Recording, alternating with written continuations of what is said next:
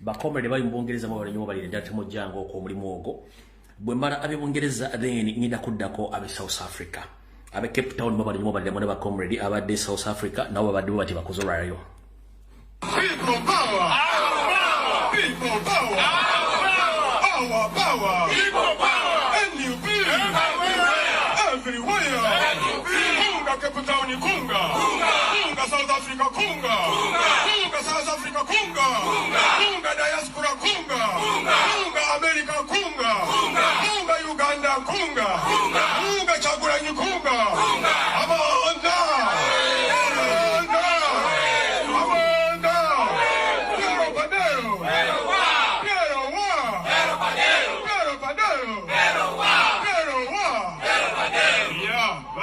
Bana Uganda mwenda tukumanyi ne South Africa olwaleero ziri ennaku z'omwezi 16 January 2026 olunaku olw'eggulu twabadde n'okulonda e Uganda ennaku z'omwezi 15 naye nga bulijjo byabakama ne Museveni era bakoze ekyo kye bakola bulijjo ekyokubba akalulu ne bajjako abantu enneme yaabwe ey'okwerondera omukulembeze gwe baagala. Twakimanya bulungi nnyo ne bwe twali tujja mu kalulu kano twajja ne slogan gye bayita eya protest vote. Bangi baali tebagitegeera naye omukulembeze waffe n'agezaako okuginyonyola abantu okusobola okubeera nga bagitegeera. Alright, obudde tulina butono naye nga bwe banabadde South Africa leero.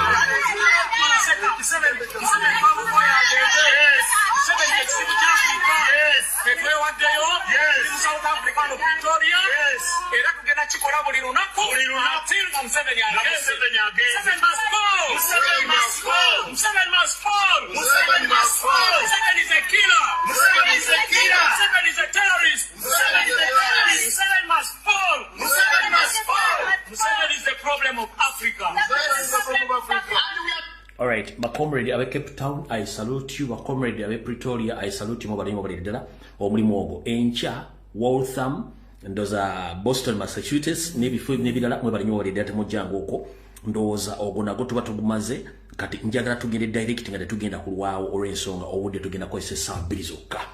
Alright, buno obaka njara busindikira eri ba comrade mwenna abali ku ground ng'oyina platform yo ina Facebook, TikTok, oyina ne Twitter account. Buno obaka nkusaba tulimu open battle n'abasaatuusi. Njagala okozesa Facebook account yo oba TikTok account yo ng'osindikako message. Ngenda basaba mu olutalo mulimu abafa mulimu abasigalawo. Yes, omuntu afa tuba tumusaaliddwa nnyo naye omuntu afa aba hero. Era hero tumubuuka tugenda maaso okusavinga mission gye tuliko. Ngenda kusaba comrade nali ku ground ng'okozesa Facebook account oba page yo mulekeraawo okuperekako ebiboozi ebimalamu abantu amaanyi. Egindi bakubye 7 nnyoko. Teekayo nti rise up people tugende tubanje obuwanguzi bwaffe 8 tujja basanga. Twabagamba mu recording video nga Museveni atta abantu. Muzitereke ne tubawa ew'okuziteeka. Toteeka post nti basse omuntu ku jindi. Muli balalu. Toteeka post yonna nti basse abantu bwe batye namba bwenti no. Ky'olina okuteekawo is to encourage people okuvaayo. Ensonga lwaki nti olutalo omuntu bw'afa tumubuuka tugenda maaso. Kuba tetwagala kutiisa bantu wadde okudemoralizinga abantu. Muganda wange yenna oli ku Ghetto TV oba oli ku lujjuliro oba oli ku page ki please temuddamu okuteekako messages zonna zidemoralizing abantu. Video muzirecording muzitereke. Twaba wadde accounts ko mugenda oteeka ebintu ebyo temuddamu okuteekako message yonna etiisa omuntu. Luno tutatugera mu open battle tulwana n'abasajja bagwira temuddamu okuteekako message yonna etiisa muntu. Oba kuba essimu nagati banene bafudde munana mugamba recording video agitereke kuba twetaaga obujulizi temuteeka kintu kyonna kitiisa muntu ku mmeeza ku social media mukijeeko. Omanyi tuli mu kasengejja tuyinza okuba tubadde okutula n'abantu nga tetumanyi ng'omuntu ayinza okuba nga mpiima nga tetumanyi ng'oli kati akozesa page okutiisatiisa abantu at this particular moment. Okitegeera ate olwaleero ndi mukambwe nnyo kubanga buli wa NR mbasi kwagala kuki mbasi kwagala ku account eno. Okitegeera kati gwe comrade nali mu Uganda ngenda kusaba toddamu okukola post yonna ng'otiisa abantu. Post gy'oba okola mu encouraging abantu bafuluma amayumba. Oba olina video nga bassa omuntu gitereke tugenda gikozesa ng'obujulizi. Ekyo kye mbagamba naddala mu encouraging abantu b'omu byalo bafulume. Lwaki tubagamba encouraging abantu b'omu byalo bafulume? 1.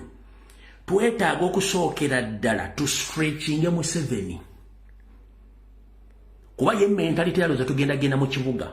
Kyo twetaaga kusooka mu stretching. Buli kyalo kyonna mu Uganda abantu mba encouraging bafulume. Tusooke tumu stretching nga yowo nga butadde ku Kampala. Main interest yaffe ya Kampala. Twetaaga sooka mu stretching. Bwe tumala mu stretching then tumanyi kye tugenda okuzzaako. Kati bannange muna bakomrede bakubira omulanga mutegeeza abantu bafuluma amayumba bagende. Omuntu yenna agenda okugamba ekyo positive simeguli batabu oba kubye essimu please mutuyambe page eziri e Kampala temuddamu kuteekako message zidemoralizing abantu oba zibamala mbanyi. Omuntu afudde ogw'omuna mugubuuke mugende maaso ne mu lutalo bwe tebaakola mu encouraging abantu bafulume. 1. Njagala okubazanya abantu beeruweeru balimu balire ddala.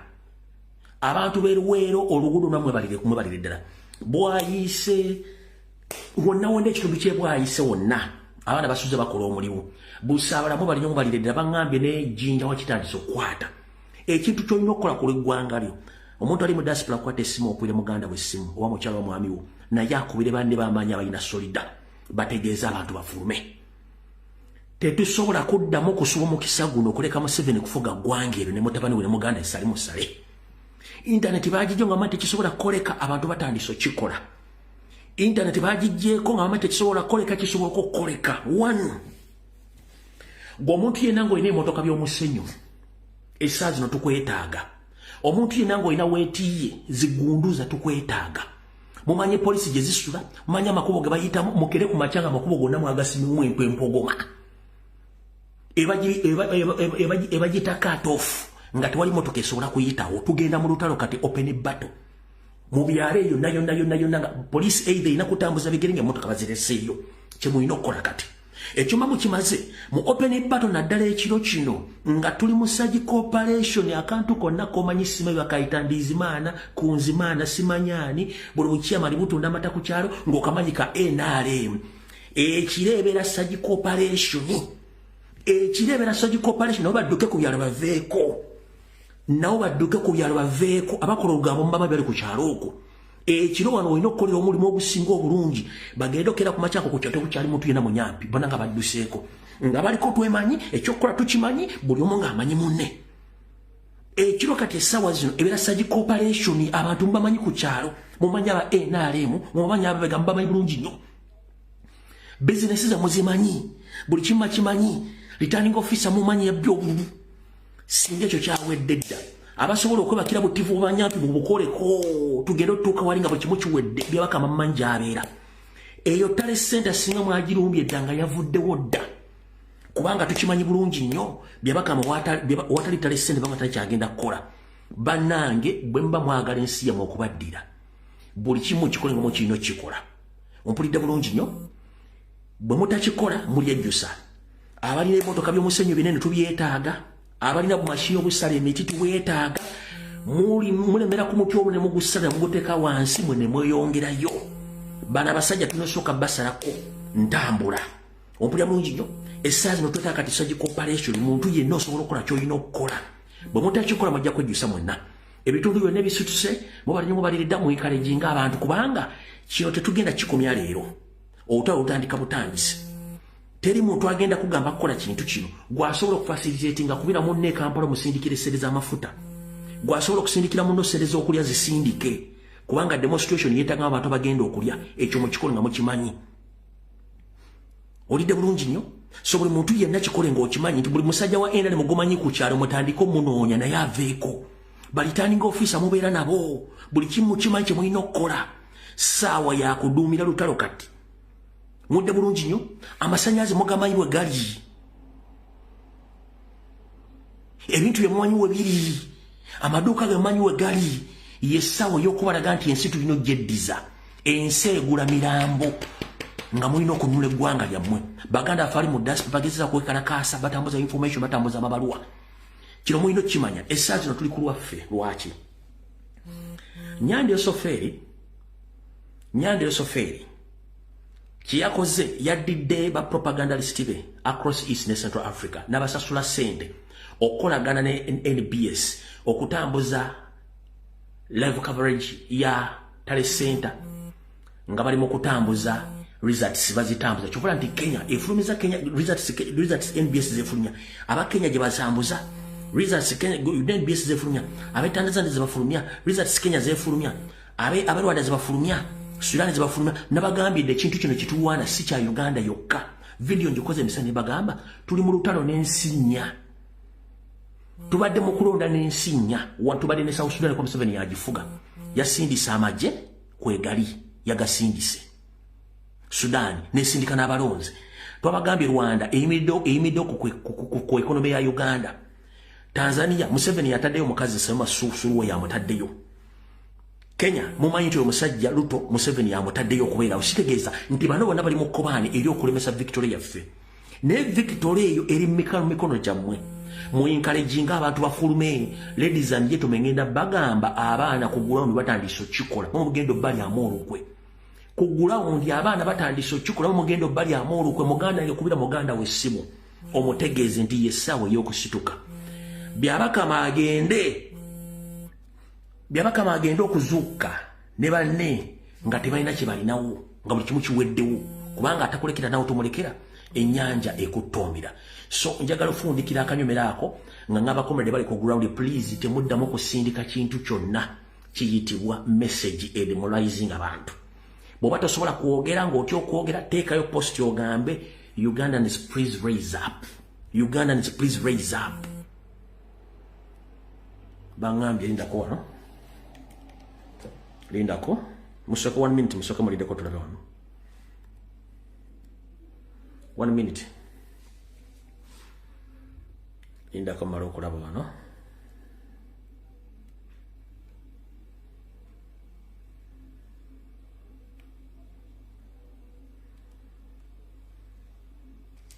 Munindo katona one message ene bya flashing awane gwako wano.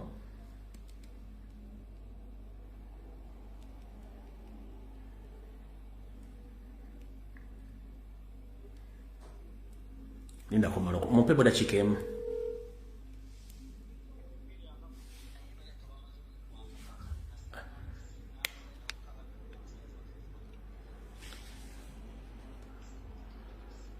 And the president, yeah? All right.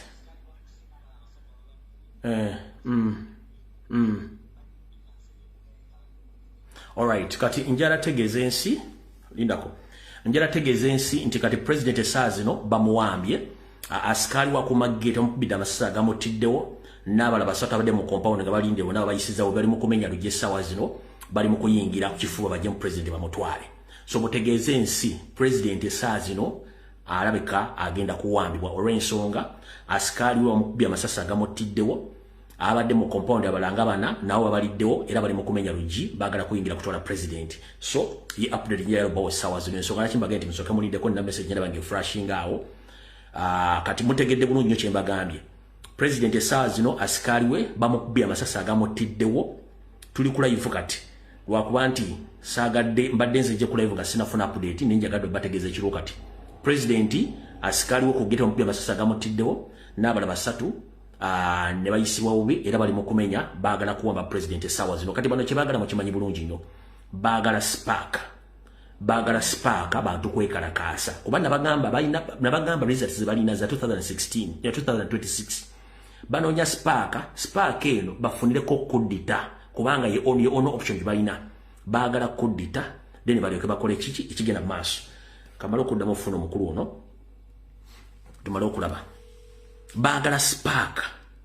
No abanyambi mbalike batambuza information. Sebo update kijo ni ndala.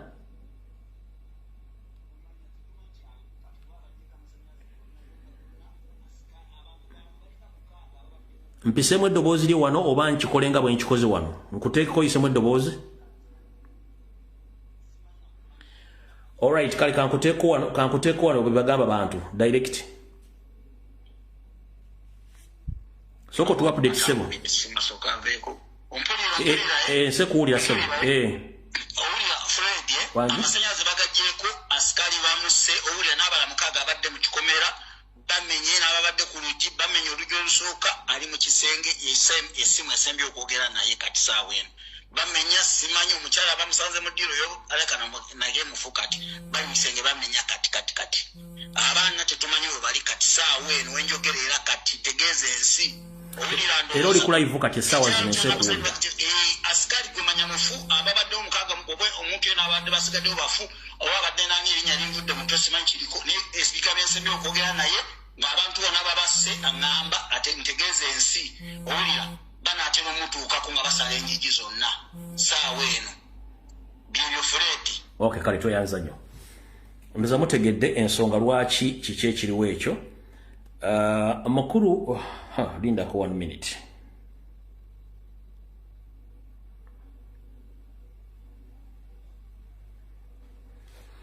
One minute mupeda chikemu 1 minute muvaako. Waliwo n'omukulu adda nnoonya Malokula changamba. 1 minute.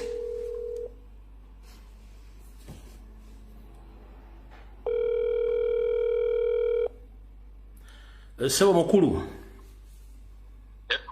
Ononsonyiwa essimu gy'okubira kati gye mbadde nkolera live kati nkufunye kwene essimu ennene. Any update from now? Nina updates abasajja baabo bayingidde amaka ga president bamenya baagala mujjayo. Antegeeza abantu oli ku live kati ndaka abantu 13 plus tegeeza abantu. Banange mwena bannankyukakyuka bampuliriza muve mu kwebaka Katonga jjula. Kubakubiriza abasajja bayinze erinnya nze Remy Ntambi. Abasajja bayingidde mu maka ga president mu kaseera kano batandise okumenya baagala kumugyayo ne gye bamutwala yonna tetumanyiyo. Buli Munnayuganda agamba nti tebinkwatako kekana akaseera. Twalumbibwa abasambaganya abatali bannansi. Mulaba abantu abafa mu bitundu by'eggwanga byonna.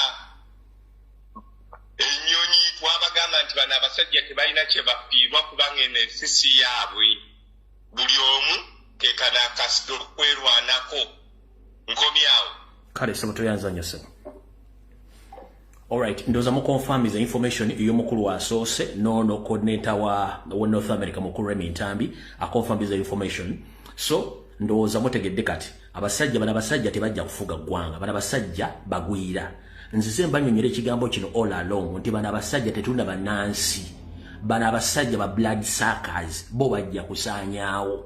Yensonga right, they don't care about the people of Uganda. They mostly care about their families and to loot that country and to move their country Rwanda. So I'm here to inform the international community. As we speak right now, I've been informed that His Excellency Robert Kyagulanyi Ssentamu is under attack. His gate man has been shot dead and other 3 who were found in the compound, they were badly injured. They are trying to block inside his house to pick him and we don't know where they are taking him right now. So I'm calling all the international community, including the embassies in Uganda, and other international mainstream medias across the world, that His Excellency Robert Kyagulanyi Ssentamu, as we speak right now, is under siege, and his home has been attacked by the Special Forces Unit Forces commanded by Museveni's son Muhoozi Kainerugaba. We don't know what is happening right now because at this particular time, he was in the house with his wife, but according to the reliable sources, his gatekeeper has been shot dead and other 3 who were found in the compound. Now they are trying to block to go inside to pick him up. So we don't know exactly where they are taking him. So the international community, please, you should engage before it's too late. Kale njagala otegeeza abantu bategeere ebintu bino kubanga muloza tuli mu kusaaga bana abasajja bo bajja kuwamba nsi. Whatever it takes. And the man behind all this is General Salim Saleh Akandanaho and his son Muhoozi Kainerugaba, plus his uncle or brother-in-law, that is Mohanga Kahanga. They are the one trying to kill indigenous Ugandans because they had a plan of looting East and Central Africa under their 50 year Toastmaster program of taking over East African countries. Previously, I've been informing all comrades across the world that Museveni and his comrade, they had a plan of looting East Africa, that including Uganda, Rwanda, Burundi, Congo, South Sudan, Kenya, and Tanzania, as well other countries. And Uganda has been the economic hub of that program, where they get money from public coffers, and they fund all the jungles which you have been witnessing in Congo, in South Sudan, in Kenya, Tanzania, Rwanda, Burundi, as well in Central African Republic. So whoever is watching from abroad, please inform international community that whatever is taking place in Uganda is not good at this particular moment. So mwenna njagado bategeeza omulango no mugutegeeze buli Munnayuganda yenna joli, please tegeeza munno musituke afa yafa asigala talama. Mutegedde bulungi nnyo. Kamala ogenda kuwano ku mutimbagano mala okola emitimbagano nga bwe gisomesa essaawa zino kubanga bamuyinza okuba temuli following abantu bangi nnyo. Alright, akuba essimu please, tokuba ssimu.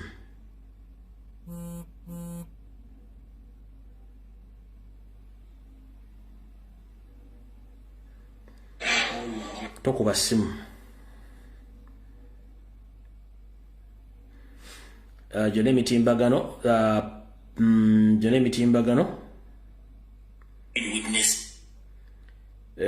jene emitimbagano egisinga obungi gisome ekintu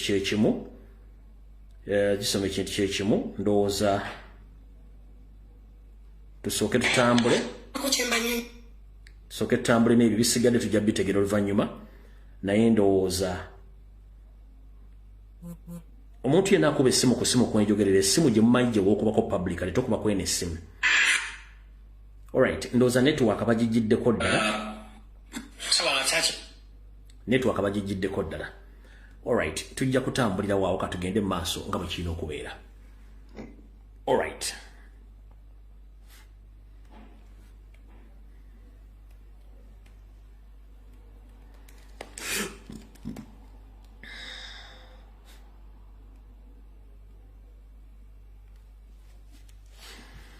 Katika tugende mu maaso.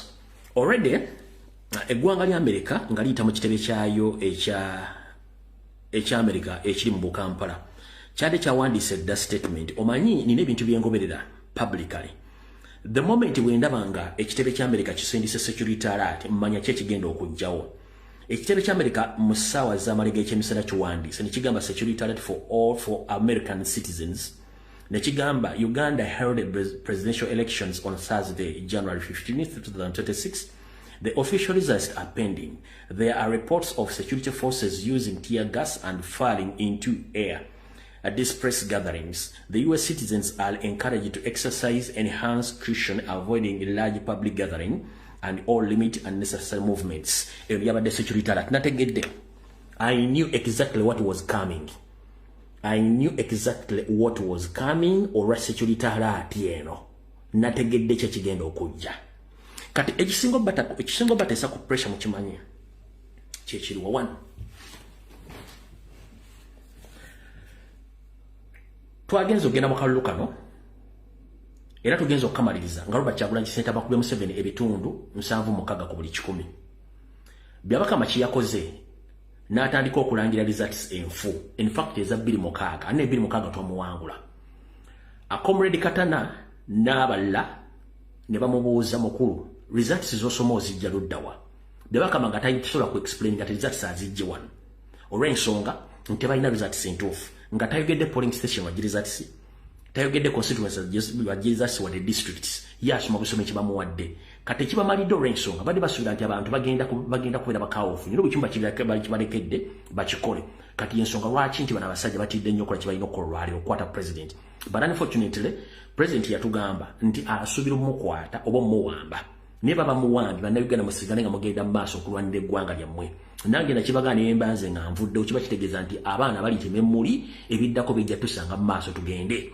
Okitegera bulungi nnyo. So njala baga buli kimu kyonna ekigenda mu maaso ensi ekiraba. So please buli muntu yina encouraging munno afulume kiyasa yakulwanyisa na kusevinga ggwanga eyo byonna ebyo tugenda bitegeera mu maaso gye bujja. Kati byabakama results obudde zaasoma nga tayina reference wagenda ziteeka. Era tutuuse emisana nga bamubuuza ku bintu bino wammanga bamubuuza results z'osoma ozijja luddawa kubanga tusoose ne Comrade Katana nga agamba bw'ati. Part of why they invite us here is to ensure that transparency, which is one of the key tenets of a free and fair election, is achieved. But when you invite us here and you say in 10,000 polling stations, these are the scores, we don't know whether these polling stations exist in reality, whether they are from Karamoja, whether they are from Ankole, whether they are from Uganda, or where. So we are not able to even ask questions or verify because we don't know the scores that he's presenting, where they come from. So it defeats the purpose of having an arrangement of this nature, unless of course it is only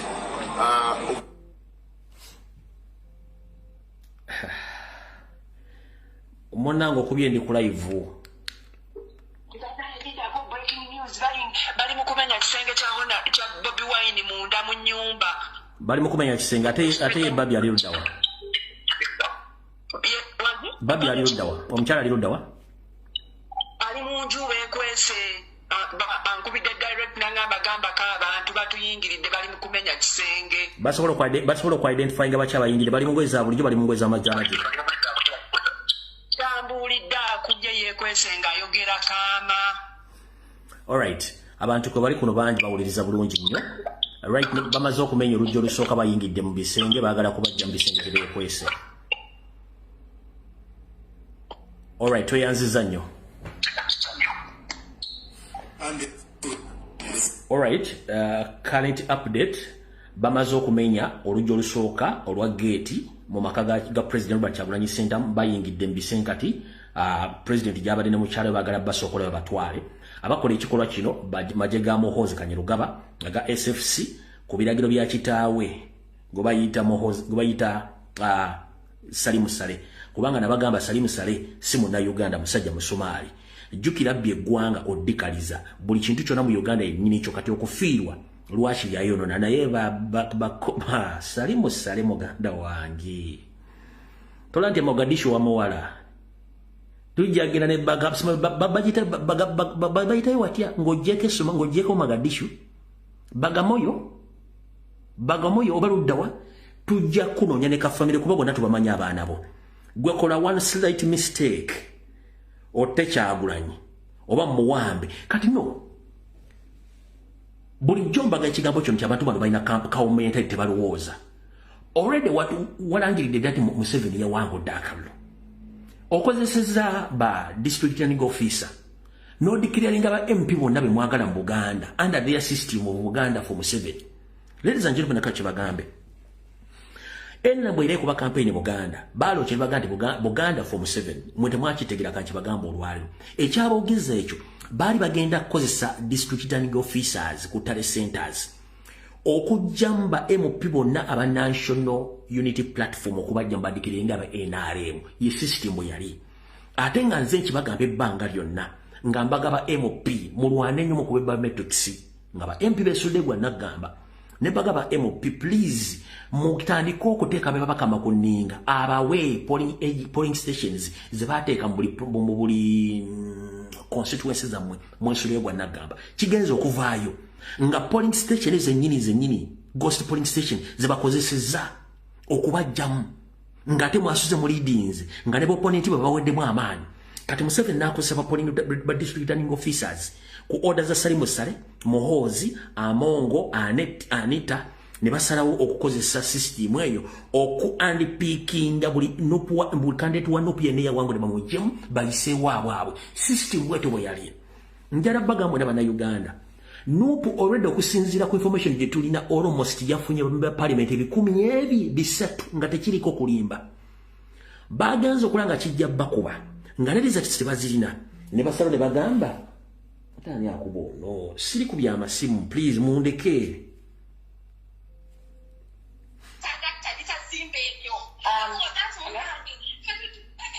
mama ndi ku live hello wanji amawulire ge tuva okufuna katikati balese helicopter mu compound. Please, it's breaking news, but it's a helicopter.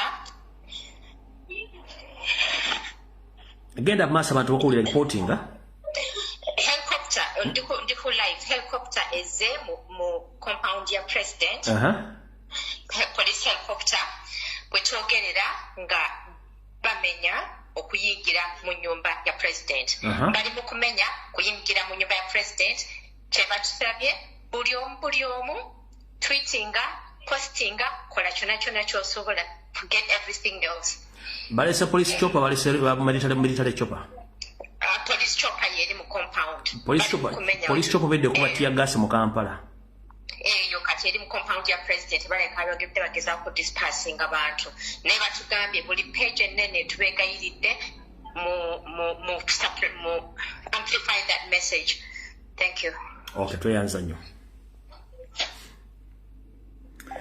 Alright, mukitegedde gensimbye okutegera omukyala agambye nti bakozeseza police abakozeseza akanyonyi ka police akadika kubatia gas ebesana kagudde mu compound ya president bayingidde munda okumwandi picking abamuteke mu helicopter bamutwale kati buli jomba agamba nti bana abantu bayina obwongo butono already walangidde na Museveni yawangudde sibo kiri nti ba MP bono bataddemu nga boyagala under the other system gye nabagambye kati ozze omusajja omukutto omutwala mwe mwagala genocide mbadde nga nzijambaga government abasajja bali planning a coup d'etat era baagala mini genocide nga their main target is to cleanse out Baganda That's what they are planning.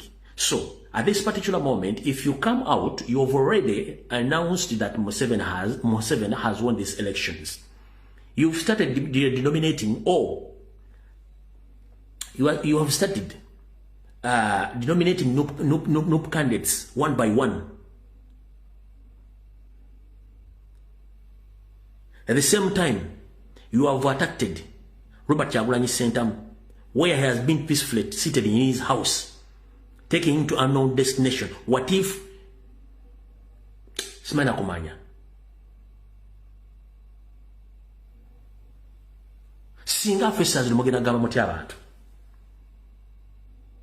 Mugenda gamba muti abantu. Muyina ekintu kyemukuliyeti nga kyeputanategeera. Muyina ekintu kyemu obuzibu mu abantu mwe basajja mwe temutegererako ddala. Our grannies made a mistake. Bajjajjaffe baakola ensobi. Bandibadde tebaleeta basajja mmwe kubajja muki.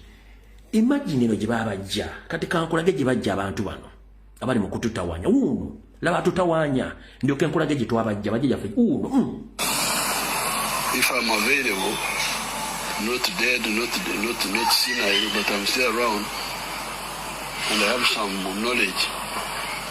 If you are really serious about your country, why would you not want to take advantage of me if I'm still able? I mean, what do you think of the young people who do want change, who want someone else to govern?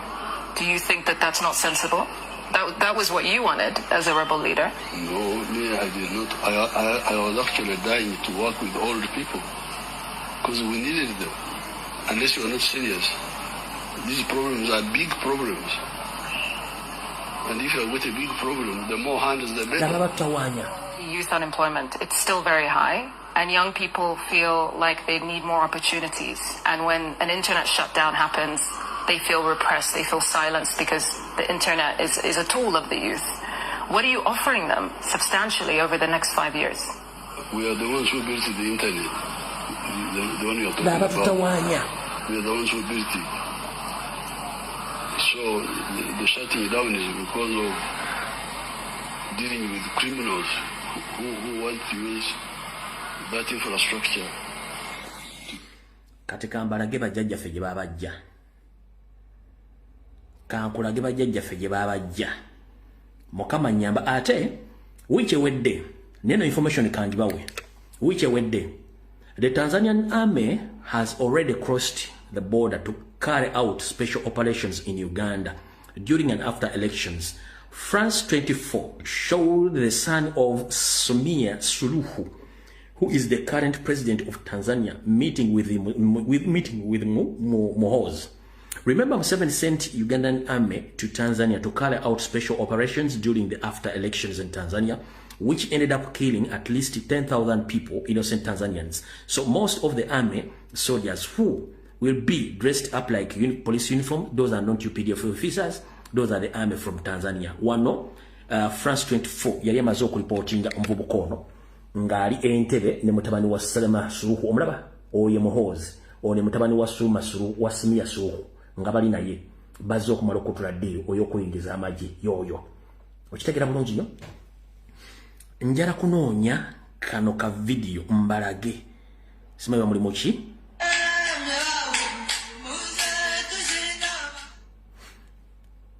Kati bano ba refugees mu 1964 be bano bennyini laba batutawaanya bajjajjaffe gye babajja. Mulimu sound sobola kuteekamu sound nekimanye nti be bajjajjaffe gye babajja abali mu kutawaanya eggwanga eno 1964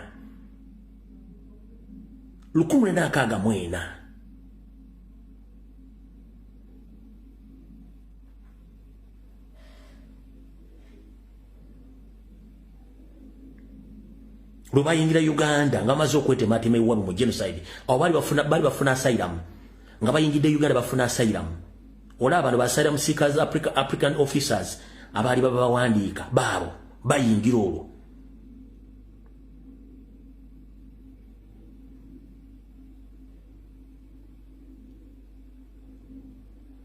Olwo bali bayingidde Uganda ne bajjajjaffe tebamanyi kye bali baleeta.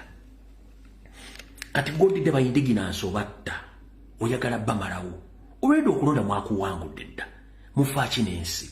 ekizibu kiriwo ekiti mwenna mubadde muyingiro walinga information yanjye mbadde mbawa ngambaga abasajja bano bayina program ya kudita nga baagala spark nembaga abasajja bano bayina planning mini genocide mu Uganda. So they are planning a mini genocide.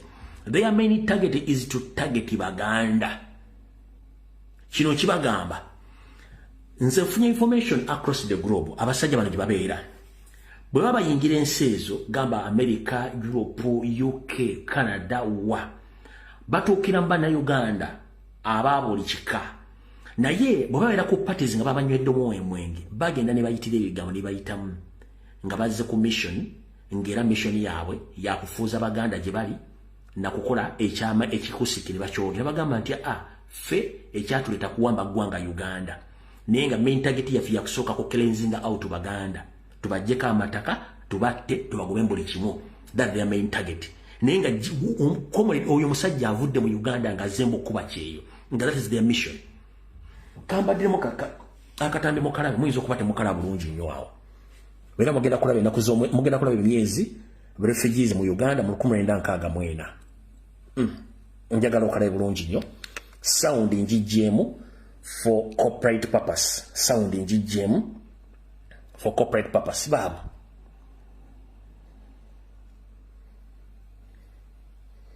mu 1964 for corporate purpose nkajjemu akayimba for corporate purpose. Obala bulungi nnyo baba essaawa zino bali mu kututawaanya.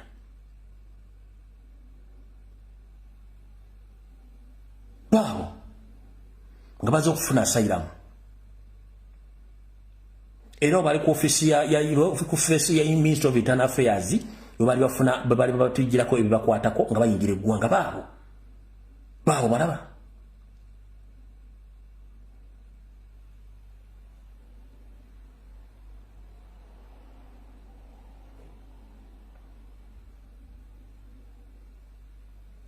kati essaawa zino bibatufuukidde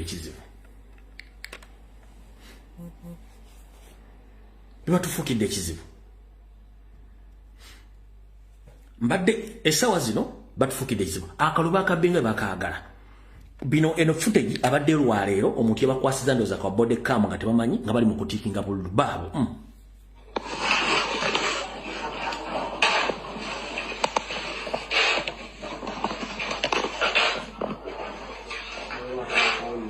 Ora bali mu kutiikinga Museveni yekka.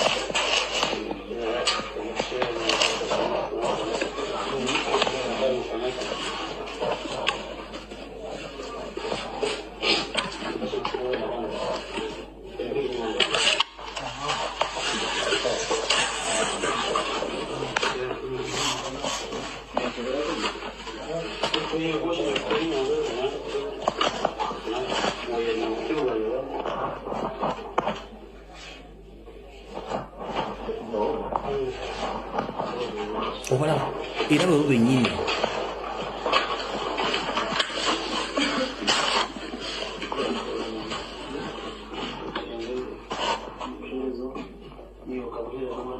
Era wawulo olulimi lw'olumulwemu bamaze okubba obululu kati mbadde nkulagali Comrade Katana oba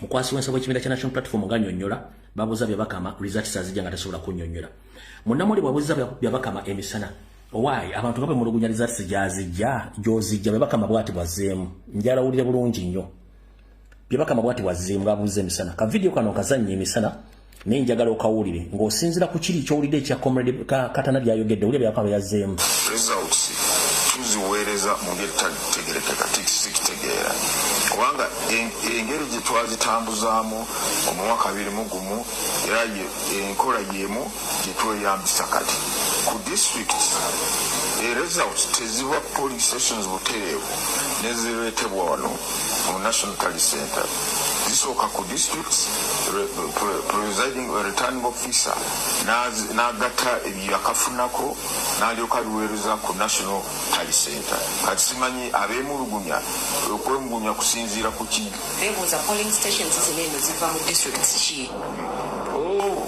okay enkola eyo era bakwogera abakola ku system yaffe ebiyumba bikalimagezi netugamba nti ensonga eyo ndowooza we tunaatuukira ssaawa 8 tuyinza okuba tulaba waliwo enjawulo ku nkola eyo. Bambuuza results muzijjawa tasobola kwogera police station tasobola kwogera constituency tasobola kwogera district tazimanyi n'abagamba nti results naye bulungi tazitegeera bulungi ne bakozesa system ya 2021 mu 2026 n'okozesa 2021 bakubuuza results tosobola kwogera kati yonna embeera bwetyo webadde olwaleero kati olwali buno obubaka bwa president bwayogedde njala kusomera obubaka buno agambye bw'ati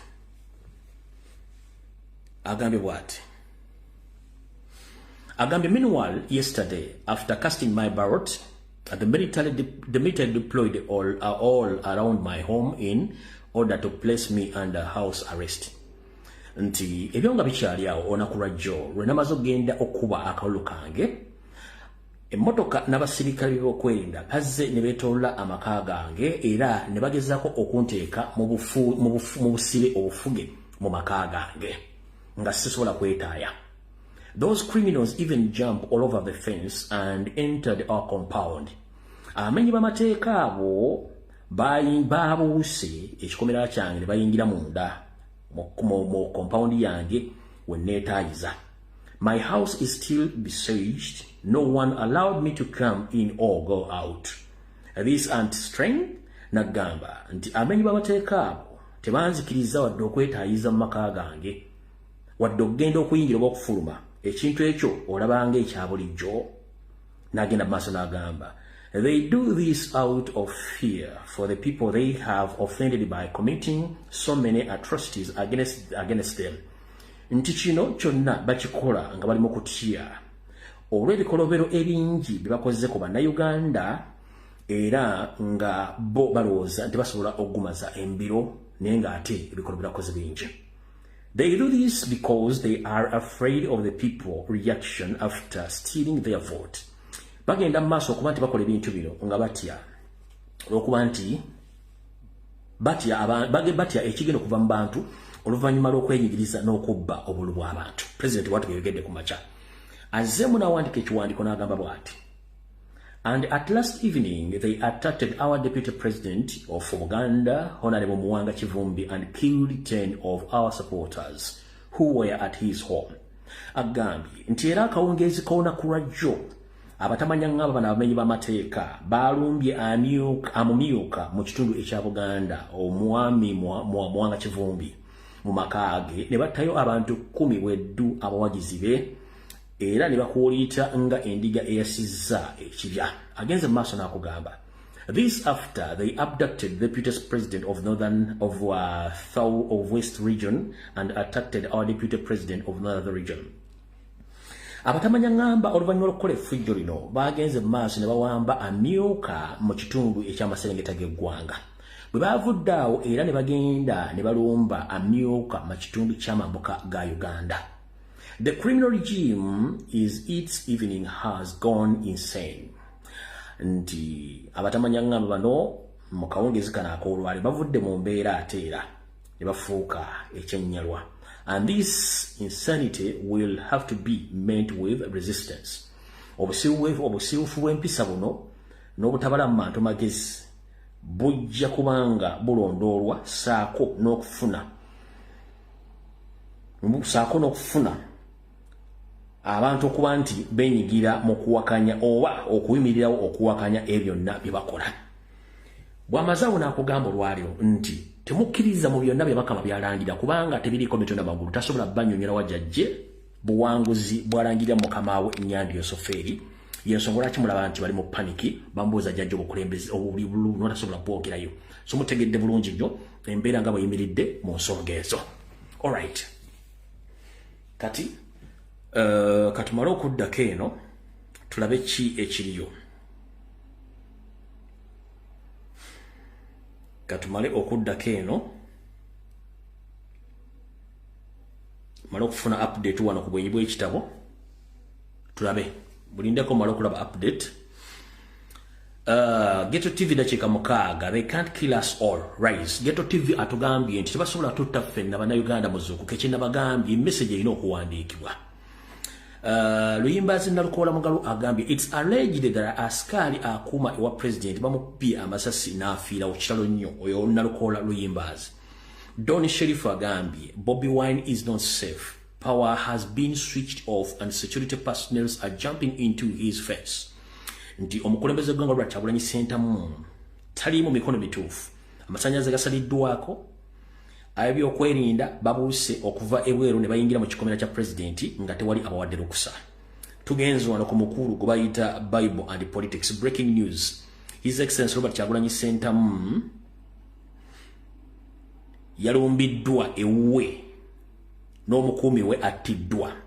Tugenze ku kasiri Ashraf Miracle. Other 2 people have been shot dead at His Excellency Robert Kyagulanyi Ssentamu's home in Magere. Nti abantu babiri abala bakubiddwa amasasi agabatiddewo mbagirawo mu maka g'omukulembeze Robert Kyagulanyi Ssentamu.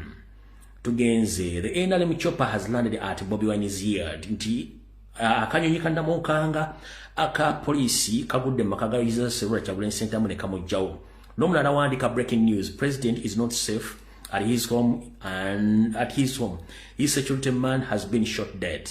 Tugenze maaso. Tugenze maaso. CNN International one says at least 7 people were killed in a violent overnight in central Uganda, police said on Friday, following international celebrations that looked set to extend veteran President Yoweri Museveni rule into a 5th decade. Bagambi nti abantu musanvu battiddwa mu kavuvungano akabaddewo olunaku lwajjo mu kulonda ddala mu kitundu ekyamasekati ga Uganda kye bayita Buganda. Poliisi egambye nti ku Lwokutaano oluvannyuma okulonda wabaddewo obutabanguko obwabaddewo era abantu 7 ne battibwa nga obwekintu kino kyavudde ku kulonda obubaka lwakabaddeyo nga kenyigiddwamu Nakyemalira Museveni ayagala okufuga ekisanja eky'emyaka ekimutwala mu myaka 5. Esene mwe wandiise katulaba wano mbasomera kati ekiriwo essaawa zino njala kuba update eziriwo essaawa zino kati ku biki ebigenda mu maaso mu ggwanga. NRM helicopter has landed at Bobi Wine's home. Njala ba update. President isn't safe. Olimbaze Mugalu. Baga breaking news is Excellency Robert Kyagulanyi Ssentamu awambiddwa ewuwe makaga atwaliddwa. President's home and under attack. They are breaking into his home. Tugenze maaso. But President Museveni's campaign slogan has been protecting the gains. And that is the narrative that his ruling party has been... No, wait a minute, please. Wait a minute, please. Wait a minute, please.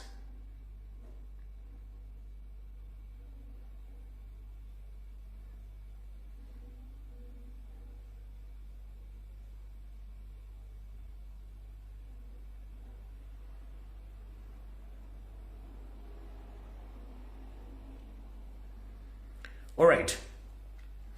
It is confirmed the president bamututte. Ye president bamututte ndowooza bamututte. Breaking news: Bobi Wine under attack and his security guard and other 5 shot dead inside his home. Byebyo. Ebadde wessawa zino. Ndoza mutegedde. Mbadde nkyabategeeza ensonga ezo. Ensonga ezo lwaki nzibategeeza? 1. Omayi wagamba nti eriddeko tekutula. Nti eriddeko tekutula naye nze ndowooza omuntu aliddeko abeera mukambwe nnyo okusinga omuntu atannalyako. Kiki ekikugira?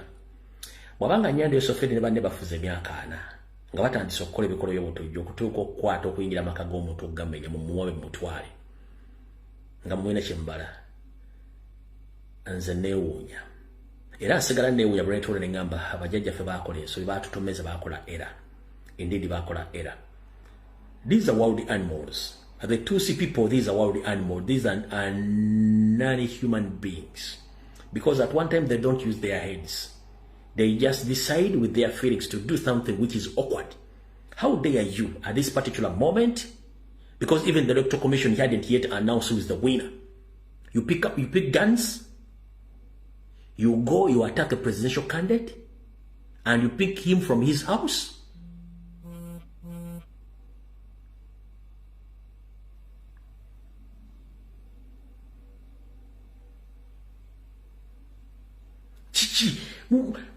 Nina ekintu kineewuunya. Ndi musajja mukkakkamu nnyo. Era ndi musajja agala nnyo emirembe. Naye waliwo abantu bentundira mu nsi muno nebuuza bano abantu babatunda mu bbumba ki. Bwe ntula nekubamu neŋŋane malindako. Abantu bano balina ensi yaabwe. Bagiyita Rwanda. Nga mulimu tribes 3. Naye ba tribes 3 zaagana okukwatagana bamaliriza bette almost abo kadde bubiri w'abantu. Neziramu nengoberera omukulu gye bavuddeyo mu Ethiopia mu Eritrea biki byonna byonnanga ekibaganya okusetolinga ewantu wonna balina obutemu omusaayi gubatambulirako. So then the same thing which is happening in Uganda. Our grandees managed to control and to bring you on the round table. They thought that you are human beings, but unfortunately, now you've come out with their true colors. Nobody knew that you can behave like that at this particular moment. Because our grandees gave you each and everything they had in their life. You came from Ethiopia, you were chased away. You went to Eritrea, you were chased away. You came to Somalia, the same thing. You came to Kenya, the same thing. You went to South Sudan, the same thing. You went to Rwanda, they chased you away. You came to Uganda, Banyankore chased you away. Until you came in Uganda, where you settled peacefully. You got each and everything you feel like in your life. But now you're still killing, you are against the Baganda. So sad. So sad. Kino ekintu kibi nnyo. By the way, muyinza okulooza nti abantu abasinga obungi tebategeera. Abantu bategeera. Just tubatumira butumzi bwa God no leka. Naye singa tunaatandika against mwe kye mulowooza nti kye muli ate ffe tuli babi nnyo. Ffe singa tunaatandika against mwe kye muli tuli babi nnyo. But we are changing people. Kuba we are all Africans. Ankubira essimu kuba ku ssimu eri gy'omanyi enkadde. Omuntu yenna ayagala okukuba essimu ng'olina information currently kuba ku ssimu eri enkadde. Ayagala okukuba essimu yonna kuba ku ssimu eri enkadde strict WhatsApp. Abakuba ku ssimu eno mugyesonyiwe.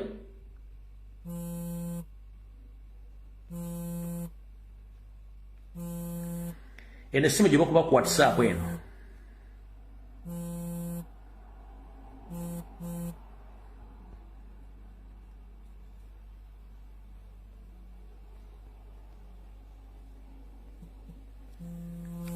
Please, temukuba simu direct.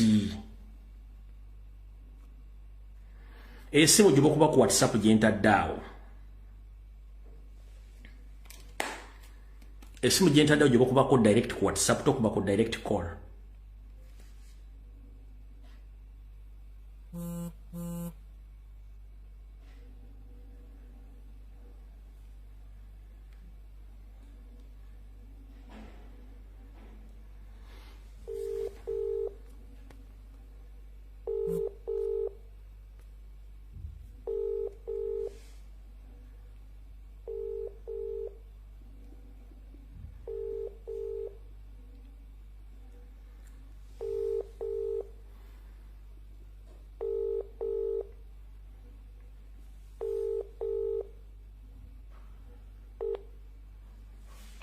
Sebo ndi ku live obadde olina ky'otugamba wano sebo?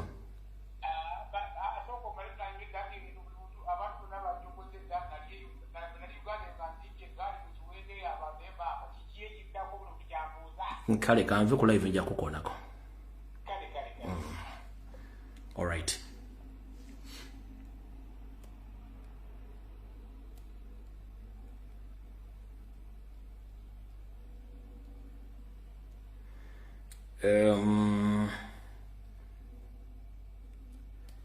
malofuna no update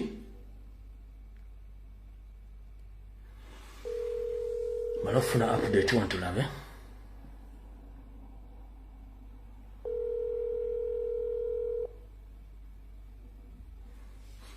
Sabo mukulu obadde ofunyeyo more updates about the invasion or the besiege of the president? Yeah, right now. Abantu abasoba mu babiri abalowolezebwa okubeera mu bana bafu so far ewa president asembyeyo okubeera nti n'okuyingira mu nyumba ye bakubye bomu ne bamenya olugi kamu agenda bakubyewo ki bomu olugi balukubye bomu nkiddamu buli awuliriza akitegeere olugi lwe balukubye bomu okusinzira ye n'adduka mu kwogera okututeeka ku layini okutubuulira nti abasambaganyi bamulumbye essimu tezizzeemu awo kuddamu so okugula olugi baluteze bomu kati kirowoozebwa nti ekampala ziringanga ssaawa 3 oba 2 of course kampala ziri mu ssaawa 3 zennyini kati exactly so bwekito bwekiri tetunaba kumanya atwaliddwawa ali mikono gy'abaani naye kano ke kaseera buli munnansi nga gwomanyi nti oli munnansi wa Uganda ke kaseera okutandika okubanja pulezidenti va mu binyi bya MP wange yawangudde ba MP tebalina makulu n'abawangudde baabaggyeko dde obuwanguzi ate ne paliamenti yakusalibwako mu Uganda empya so yenna adda mu diversion y'aba MP wange oye mulabe w'eggwanga asooka tubanja buwanguzi bwaffe obwa His Excellency Robert Kyagulanyi Ssentamu ekirala banna Canada waliwo protest bonna protest yankya ku Sankofa Square oba gye bayita Danda Square bannaffe ab'Ebungereza mwebale aba USA mukama waffe Dani Kauma weebale emirimu South Africa nabo batandise dda Dubai tugenda kukola ez'ensi yonna kubuulira ababadde bafaaninga dictator nti asaze kutugumbula bannansi. Alright, toyanza Joseph. Amina. Hello. Hello, mwanyinaze. Wanji nyamu. Jebale ko sebo. Kale nyamu nawe jebale ko oyina update eva ku ground oba oyina kira kyoyagala okugamba? Nina kirala kyenjagala kugamba. I wish ndi ku ground da SSD ku ground da bannange obusajja buno butumanyidde nnyo. I'm just venting. Obusajja butumanyidde bannange akadulu tekakyakola bannange abali ku ground bomba mwina abalina amaanyi mukwate ebisono ebijambya n'obutayimbwa tuwambe buwambi bwe tunajjira naffe tunatandikirawo otherwise agatujju gagenda kutumalawo bannange agatujjuga tuli bubi bannange abaana abalina amaanyi bannange bino tebikyali byakulinda tugende maaso bannange tulwanyisa agasajja gano naye zino international simanya organization izi zonna zisirise mazima ddala balaba ebigenda mu maaso human rights zonna zisirise lwaki mbazima ddala tebatuyambako naye mutufu mpulidde ebya politics mpulira bintabye butabi kati bino byakutandika kulwana bulwanyi owulidde international organization izi zonna tewali yadde enyega bayogera bwogezi tewali ddala tebakisobola yadde okutugamba betuyitamu ne batuukiriza ebintu bye bateekesaawo ezo kati mama mpuliriza bulungi sebo enyonge gy'olimu oba obunyiike bw'olimu tokaaba ensabo beremu gumu njagala obeerenga monna Uganda yakuzibwa n'atambuzibwa bulungi nnyo olina akasimu kaako mu ngalo osobola okukubira omuntu ali kugula n'omugamba gundi osobola okunkolera mulimu gundi akasente weekali ky'oba okola ekyo maama ne bwe tunayogera ennyo nga tetukoze bikola tuba tumala biseera diro obukawufu bwokwata essimu yo ononye omuntu ku ground asobola okukolera omulimu lwaki okakanyizeeko obusungu kyengenda okugamba kimala owebale mukama ekyo bakiyita surgical operation mukama akunkuumire munnange amina munnange nammwe abakuume kale nyama alright omukyala muwulidde olwakubye essimu dakiika 2 mbadde saala nnyo kutwala vidiyo eno kugenda mu budde buwanvu olw'ensonga tulina okukola communication in different ways what about Ugandans in Netherlands and Belgium will also demonstrate tomorrow at 12 p.m. in Amsterdam. Bannayuganda abawangalira mu ggwanga lya Budach oba Netherlands bategeeza abawangalira mu ggwanga lya Netherlands ne Belgium bategeeza nti olunaku lw'enkya nabo bagenda kubeera n'okwekalakasa ku ssaawa 12 ku ssaawa 6 ez'emisana mu kibuga Amsterdam. So mwena bannayuganda abeera Belgium abeera Amsterdam mu Netherlands bategeese okwekalakasa kugenda kukolebwa ensi bbiri. Bannayuganda abawangalira mu Netherlands, that is Dutch, abawangalira Belgium namwe mubeere mu kwekalakasa kugenda kubeera Amsterdam mu kibuga Amsterdam ku ssaawa 6 ez'emisana. So mbeere bulungi nnyo olunaku lw'enkya. Alright, omulala ayina message please njagala kuva wano. Amuganda wange kakati ekiddako obusajja bumaze ebintu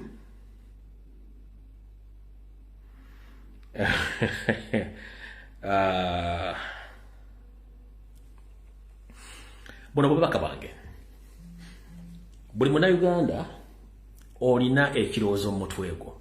Eno message nje mugiwuliriza. Buli munnayuganda olina ekirowoozo mu mutwe gwo kyewandiyagadde okukola omuntu yenna ali mu gavumenti ya Museveni n'oyo agitembeeta. Nkusaba nga tokubidde muntu yenna ssimu ng'oli ku ground. Kozesa omutwe gwo, okozese obumanyirivu bwo n'obusungu buli obugatte bw'okukoleremu ekintu ogenda otukolera ekintu ekinaakusanyusa n'asanyusa eggwanga. Bakumanyira omuntu ajje mu nsi yo akumanyiire ate akuttira abantu bo. So munnayuganda yenna ali mu Uganda kozesa gwe kyolya mu mutwe kisobola okukola gwe kiteeke mu nkola. Kino si kikuzimbamu wabula tokubira muntu nti ogenda kukola ekintu gundi. No please, kola ekintu kyolina okukola okikole. Mbabuulidde kati obudde bwa kiro osobola okukola ekintu kyonna kyolina okukola scientifically nga teri ategedde. So weezimbemu ekintu ekyo mu bwongo obwo okikole. Kamala okulaba wano my message ngisoba busobe.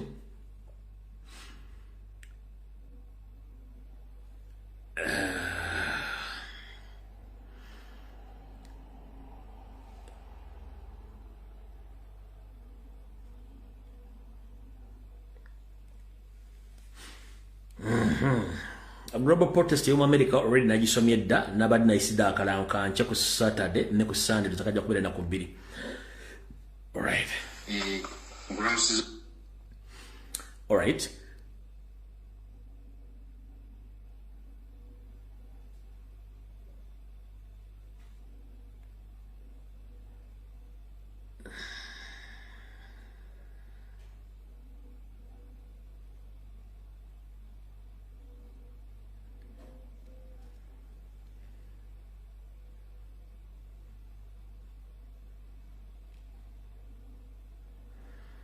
Let me see here.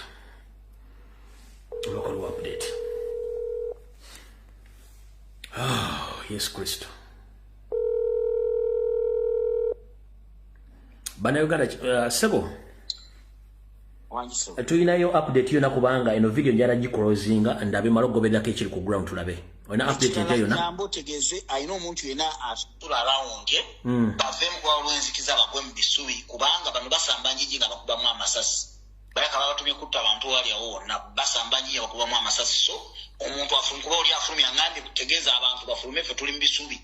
Baba tebasoba bakola ki? So ekitundu kyalaba ki ratings bakuba ku masasi. Ekyalo kyonna basamba njiji nga bakuba amasasi basamba njiji nga bakuba amasasi. Bakuba mundu bazitunuza muli.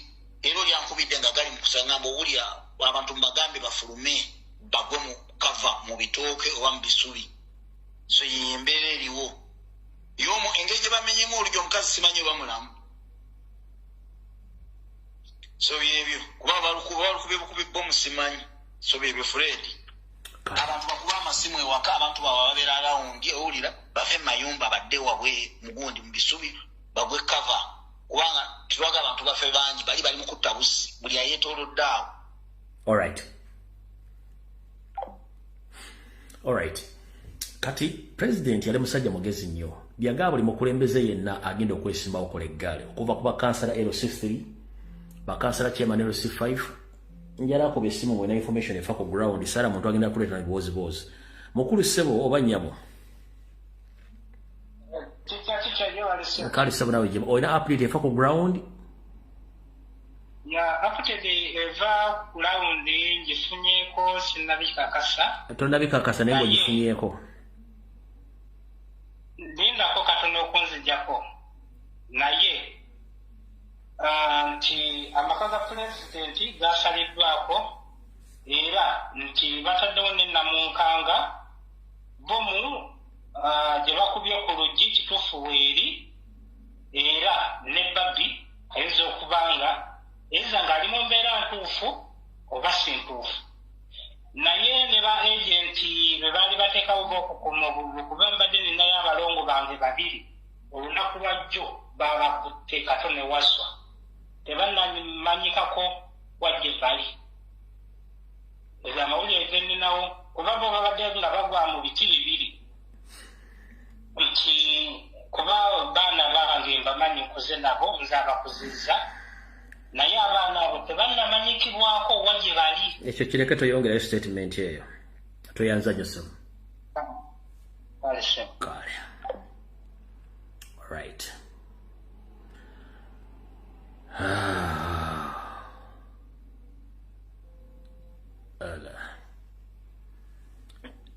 Yes, Mr. Peter. President Bamakuti. Okay. And they killed 2 people in his house. They killed the gate man and 2 people in the house. They broke the cut into his house now. Yes. And the army has him. So that's a fact I'm telling you. So you need to break this news. Okay. That's absolutely correct. There's no doubt at all. I can tell you, they contacted me now. They have landed on his compound, and then at the gate man tried to resist, and they shot him dead. And then they cut through the door. Then inside, they also shot 2 people. Okay. So they have him now. So far, have you contacted the BBC and other news networks in UK? Yes, I am. I am contacting a few people now. Okay, please contact those mainstream medias in UK to report that incident, because we need to expose Museveni, because his mission is trying to create or to cleanse or to make or to create a mini genocide in Uganda, because according to the information of Uganda lately, that they are shooting. Let me get off and contact them. Okay, thank you very much. All right, Mobi Uli Debo.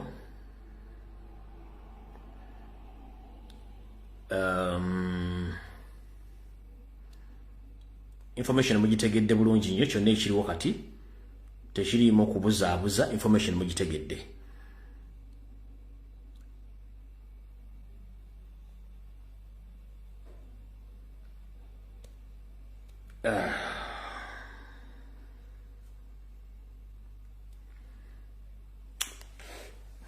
Mbadde nkyayongera obbagamba nti president yali musajja mugezi nnyo. Yagamba kansala LC1 LC3 ne bachairman LC3 n'agamba kansala LC5 ne bachairman ba LC5 n'abaganda ba MPs buli omu kola eggaali. Lwaki olina okukola eggaali? In such a situation eggaali ziba zirina okukola. Wali mu kubanja akalulu okukalonda n'okuprotecting akalulu ako. Ne mu nkola ng'eno muba mulina okukomandinga abantu bano bagende batandika okuteekawo embeera kyekyali ekigendera ky'eggaali. Naye abantu bano baggaali buli omu teyafaayo kulyetinga ggaali beesuleyo gwa naggamba. Kati bagundi njala bagamba nze already mbadde nga nsiiba mbagamba nti nze main focus yange badde ya president si aba MP olw'ensonga beesuleyo gwa naggamba obutatuukiza buvunaanyizibwa bwabwe. Kati omanyi waliwo kye bayita wandikola ekintu okulumya omuntu watto n'owonsika ng'oyamba biyamba ekkiriza. Bw'obanga obadde MP genuine ng'oliko Kadia National Platform ne bakubba akalulu ng'okimwe bakujja mu bujjanga wawadde oyina win sure win ng'ogina ng'agifunye ddala bakujjamu. It's high time to invest your remaining small money into the struggle right now. Bw'obanga obadde genuine ng'oyagala enkyukakyuka ng'obadde tonoonya mulimu obusente bw'osigaza essaazi mu investing kati mu kigenda maaso mu ggwanga tulwane kujjako Museveni ebya parliament mbiveeko kati kwata buli sente gyosigaza mu investing mbana. It's a blessing in disguise nti parliament batina kigenda tugattako. Kati bakubya akalu njagala odire resources zosigazizo funding kati. Twetaaga abaana, this was a blessing in disguise bakubya akalu nyiga kwata resources zosigazizo funding kati. Omanyi wande kole kintu okulumya omuntu n'ozikango yaba muyabekiriza ba MP bonna be bajjemu kubanga zina kibaga bagenda bajjamu nabagamba musuka denominations ku tale center bagenda obajjira muna kibagamba badde bangobera videos embadde muzira bulungi nnyo ne mbagamba nti ku tale center bagenda obajjira mu mwena katas of Anita Amongi Muhoozi Kanyarugaba Anita Amongi ne Salimu Sale bebali na buli kimu kyonna ekyetaagisa okujja mwanda okuleka mwani na kibagambirawo day one but unfortunately mwefulate muli ya information temwagala gitegeera singa mwali mutekinze gundi advice yange nabagamba ne president yabagamba mukole egaali ne mbagamba mutekere baka makoninga abawe constituencies zonna eziri mu constituencies mwagaana mwesiroga nagamba kati baba hadi pinga bwani pikinzi bakujja bakuteka linga bateka wa enale mwata wangu de natiziti kubanga temwategera Museveni yagamba nti Museveni bali batekawo slogan egamba nti Buganda for Museveni ne bakibaletea mu campaign tekyali ekyo ekyo kyali kigula lugi Buganda for Museveni ye tale center ku district webalangira bivudde mu kulonda ye Buganda for Museveni mutemwachi tegere ye Buganda for Museveni yesobola bachi babajjemu mwenna temwategera Buganda for Museveni bwe batebakikoze Amongo sitani wa kunsi ate yo omukazi mubi nnyo alinga enjala lume ekiro nga tolina gas tolina damanda kati yegase ku batugumbuzi bonna bafokasinga ku kintu kyekimu tebaagala ba indigenous kubanga bagaggawadde nnyo kati comrade munange kansala kyemalo sifiri temukyalina temukyalina kimugenda kuzza eggwanga lina kudda mu setting entuufu mukwate resources na bukimu kyemusigazizza mu kiinvesting mu mbeera egenda maaso mu ggwanga essaawa zino ate temufokasinga ku capital city no tusooke tumu stretching across the country buli kyalo kyonna buli katundu konna musooke mu stretching demonstration zibere ku buli kyalo kyonna across the country nebe kabaka trading center nga mulimu amaduuka aga muteekeo demonstration 24/7 muteekeo tusooke tumu stretching yenna tugenda okulooza okudda mu Kampala ntebe tuyingira State House nga bamazi buli kimu tebakyasobola kibalina kukola nyongero bajjukiza omuzungu tasobola kujja watali kiwunya nyongero kujjukiza wayagala support ya majega UPDF beetaaga nga mmaze ennaku 3 babiri consecutively nga buli mukuzoganya bajja kujja bwe mutavaayo amaje tegagenda kujja abali mukola ekintu kye bali mukola kuliko amajega M23 kuliko aga Tanzania kuliko aga Rwanda kuliko aga Kenya teri mujasi wa UPDF kabere wa SFC asobola kwenganga kugenda kulumba maka g'omusajja ali makage ng'atudde ne mukuba abantu amasasi live bullet nchiddamu I'm here to inform the international community that Museveni and his conduit, that is Paul Kagame of Rwanda, Samia Suluhu of Tanzania, Ruto of Kenya, and the president of South Sudan, they come out together to send troops to Uganda to back up Museveni in these elections. So whatever is taking place right now in Robert Chagulanyi's Sentamu residence, I can confirm to you that those are non-Ugandans. Those are M23 rebels, Tanzania Army Forces, Kenyan Forces, and South Sudan Forces. Kamarufu Nesimwe. Sebo mukuru. Kale sebo nawe jibale. Kwa ndikula hivyo sebo. Sebo. Abantu abimba baba kubya masasi ekayunga era n'amajambi yagavaayo so temulaba ku internet nti ebintu biri at peace teri peace yonna abantu bafiira ddala Uganda kati batta mu kimugunyu esebo mugaba batu baffe bategeeze barecordinge videos ezo bazitereke tebazipostinga bazitereke buteresi nti ekayunga abantu nga biri mu manawe bafudde 24 people. Alright, tweyanzanyo sebo. Kale.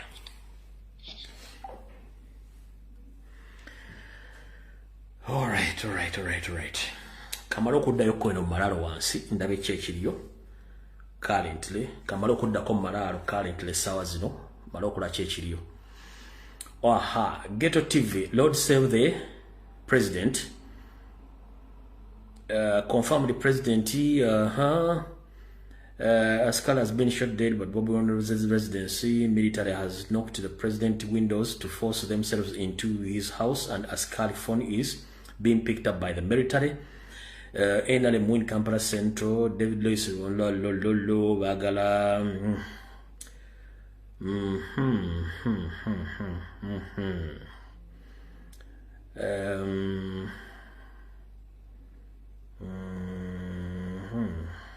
No. Okay. Ndowooza kyekyo. Kati ndowooza okusinziira ku biwo byonna Bannayuganda is upon you now okuba nti mu deciding a future y'eggwanga lyammwe. Otherwise, Muhoozi has a son at Sandhurst University in UK. Muhoozi alina omwana ku Sandhurst University. Yoseri Museveni, 11 billion dictator. All right, Sebo. Hello. Nkyali live Sebo. Kwendi 7 sekuwulira. Simanyi omwana asembera ngambye. Muhoozi akulidde operation eno yennyini yejjidde kyoba abantu bangi bali mu battaawo. Ate ekirala angambye nti abasajja bali mu kubatta tebamanyi wadde ekigambo kya Luganda oba Luswayiri oba Luzungu. Nakava kyogera wano. Tebalina omwana ngambye abatulumbye tetubategeera naye Muhoozi kwali. Yagambye kill everybody. Muhoozi yayogedde. Sembera bwetyo. Right. So ndowooza muwulidde bulungi nnyo. Mbadde nkoze statement ezo nga nzikoze mu Lunyaanyimbe nga njagala amawanga gasinga obungi ga picking information. Wabula kyenjogedde kyennyini omukulu ono kyagambye. Agambye nti abazze okukutta n'okuwamba tebamanyi muwadde ekigambo ky'Oluganda oba Oluzungu, bamanyi Luswayiri. Era bagambye okulumbibwa okulumbiddwa Muhoozi ye kennyini yaze n'agamba malizaawo nabaga basambuliye okutta. But unfortunately, I'm very happy. Somehow, I'm very happy. Why? Museveni has been hiding in a democracy. But our grannies knew him, that he was a freedom fighter. But unfortunately, they didn't make a good research to find who is Museveni exactly. But unfortunately, under Kyagulanyi's regime, Museveni has been exposed to his true colors, whereby now right now we can identify who is real Museveni is and his groups. These are not human beings. These are scavengers who are ready to kill innocent Ugandans because they have nothing to lose. In fact, these are intruders, the occupiers, who come to occupy a country forcefully. But as we speak right now, Museveni is exposed. He had been hiding himself that he's a democratic man, that he's a peace-loving man. But unfortunately, right now he had been exposed that the world can get to know that we are dealing with a terrorist. We are dealing with a murderer. He had been hiding almost for 60 years. Nobody knew about his behaviors. Nobody knew who is Salim Saleh. Previously, we've been hearing stories that Salim Saleh is a very good man, what. But unfortunately, since we started exposing Museveni and his family, we got a lot of information exposing Salim Saleh. Even they went on nicknaming him Aluf. Aluf means smell. That means that gentleman killed a lot of innocent Baganda in Royal Triangle. Remember, he's a Somalian national. He's not a Ugandan born. He's a Somalian national. That's why he deals with Basomali and other tribes from the other side of Africa. So they lose nothing. They killed millions in Royal Triangle. They went ahead and they killed millions in Rwanda. They came back in Uganda. They killed millions. They went to South Sudan. They did the same. They went to Congo. They did the same. Right now, they are doing the same. In Uganda, they went to Tanzania. They did the same. So those are the same people who are dealing with them. So they have been organizing elections, but they have been dealing with their own people. But right now, they have faced different person who's a real Ugandan with a real struggle. Now they are facing, they are being unmasked. Now the world knows exactly who are the people we are dealing with. But unfortunately, whatever you are doing, you yourself, your family, Whoever belongs to you will pay in dollars, but heavily. Museveni, Salimu, Hozi, Janet, and the other people in that house, in that refugee camp in Entebbe, the Nakasero. Whoever belongs to your family, in your blood lineage, everyone will pay heavily to the crimes against humanity. Being it you're still in Uganda or you left Uganda, everyone will pay in dollars. Leave dollars, but you pay in kilos. Your punishment is going to be measured on what? On a weighing scale. Your punishment will be measured on the weighing scale, but in dollars. So do whatever you want. Because since yesterday, if you still count all people who have been murdered since yesterday, I think we are approaching around 200 plus people. Just in the so-called peaceful elections. But Byabakama seated there bossing around, yapping, gassing, telling people lies without even condemning the brutality. Hey. Munjogezeza n'oluzungu lwemaze emyaka nga 7 nga sogera luzungu mbwa mmwe. Museveni ne bannammwe. Okuwangala kuno kukulabisa ebinene. Ani yali amanyi nti yeyita freedom fighter alitukutuuka ku time nga tayagala kuvaawo? Ani yali amanyi nti yeyita freedom fighter alituuka okwagala okutta abantu beyeyita abantu b'ensi ye? Ani yali amanyi gwe bayita freedom fighter ng'ate saazi n'afuuse ekyeneena ku myaka gino? Okuwangala kuno kulungi nnyo. Naye ffe tugukoze. Gwandabanga obusitako mu bulamu obwo tonfaako kubanga nange sikufaako. Kubanga mmanya basinga okulumwa mulina kye mugoberera nti mumwagala kujja kutwala nsi yaffe. Naye essaazi noyinza okuba nga olina obuyinza n'akamundu era ng'oliwaddemu okukola ekikolero kyoyogera. Ne tayimu etuuka ng'olina okuddamu olina okuddamu ebibuuzo olw'ebikolobero ebyo. Ekirungi tuli mu Africa bagita dark continent. Tusobola okuddugaza buli kintu kyonna ekibira mu mbeere ate ffe tuli wakati tuvaawo. Bwe muyina ofuluma. Ekikutta obudde nga kibutadde. Ojja kwebuuza lwaki embwa etenga omukira ng'esanyuse.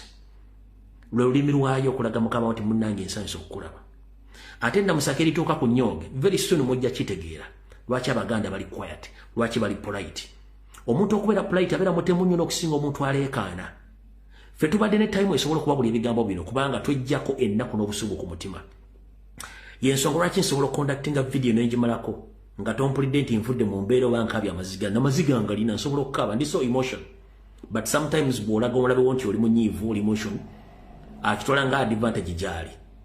Simanyi lwaki mwagala okutta abantu. Ng'omuntu gw'otaaza alutta waki. N'omwana gw'ozala amateeka tegamukkiriza kutta. N'osiba abantu nga tebalina charges gwe n'oli emmere n'oddaawo. Just because of a gun. Mulumuuza abantu tebasobola kugula mundu oba tebalina mundu. Abantu basobola okugula emmundu. Anyway. Situli mu style eyo. You found us in peace. We hadn't any quarrel with other tribes in Uganda. We were at peace. We were at peace with other tribes in Uganda. But unfortunately, the moment you came in Uganda, you destabilized each and everything. You created divide and rule. You created pride tribalism. Each and everything because mumwagala kufuga. Kasita mwawukanya abantu. Anyways, buli kintu kiriko obudde. Ate omulamuzi waali. Ekiri atabaala kyekiri anasigadde waka. Kola buli kyoyagala ojja kuba otegeera ensi nga bw'ina okutambula. Sijja kusukako wano kanti kuba ekigo ebisigala tujja tubikwatagana. Wabeera mbeera yonna esukka ku kiriwo essaawa zino nja kusobola okudda. Naye nga njala okufunika baga nti pulezidenti bamututte. Naye nga kye baagala okukola ekyo baagala kukola distraction oba diversion okujja abantu kumulaba ku byakalulu. Naye ensi tugenda gifuna mbaboyi. Ensi egenda kufundibwa international community egenda kufuna kati ennyindo wegiteeka ewunyirize.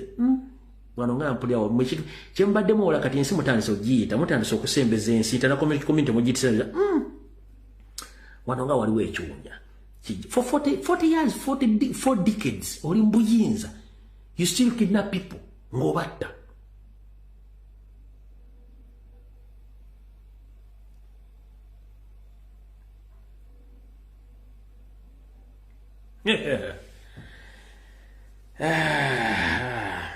All right.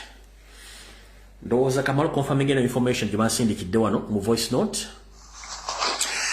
Dear comrades in the struggle, we have received alarming and urgent reports of a violent military raid on the residence of President-elect Robert E. Kyagulanyi Ssentamu, alias Bobi Wine, within the last 30 minutes. Units of the Ugandan military reportedly flew in a military helicopter directly into his compound and forcibly broke into his house. Tragically, it has been reported that members of his home personal security detail have been shot dead. In the final communication received from inside the residence, we were informed that the military had already entered the house and were forcibly breaking down the final door leading to the bedroom, according to his wife, Babi Kyagulanyi. This is a grave act of state terror and a clear escalation of repression against the people's will.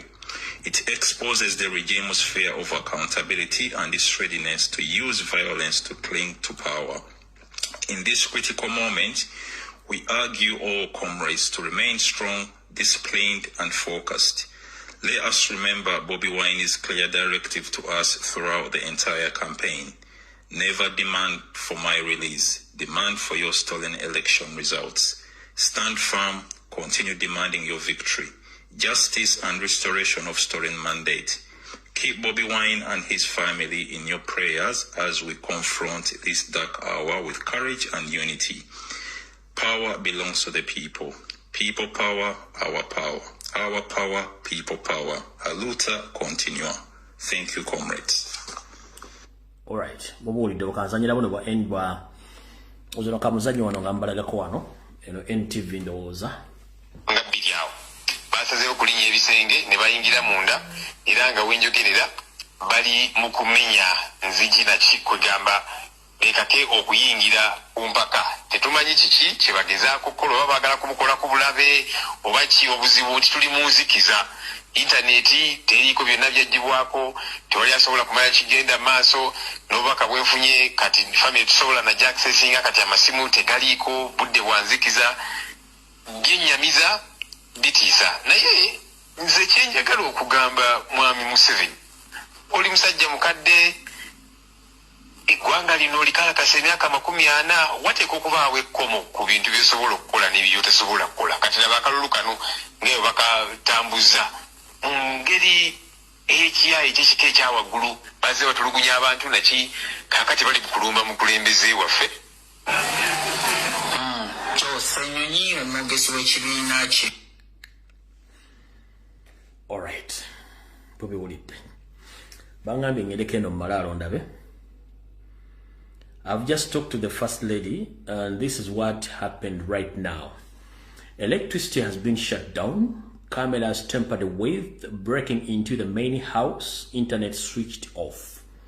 Omukulu agambye nti yakava okwogera mukyala Babi Itungo Kyagulanyi essaawa zino amasannyalaze go gagiddwako kamera ezirikodinga buli kitundu kyonna nazo zikwatiddwamu era ne beenyigiriza okuyingira mu nju ate saako ne ebikwatagana ku mutimbagano nabyo ne babikuulayo yembeera eriwo essaawa ezo yembeera eriwo essaawa ezo nga mukitegeera kati n'olw'ensonga eyo